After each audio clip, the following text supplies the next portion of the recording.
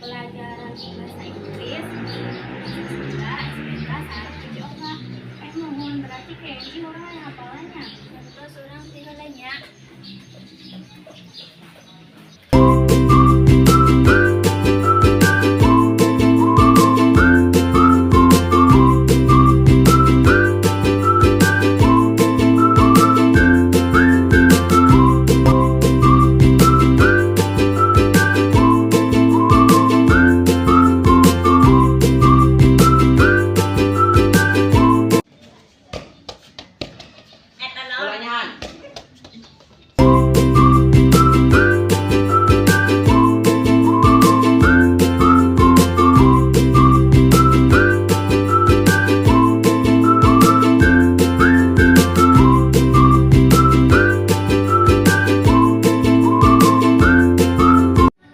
Terus ngagunakeun cai anu cukup pikeun ngajaga sareng nyimpen cai pikeun kahirupan urang sadayana.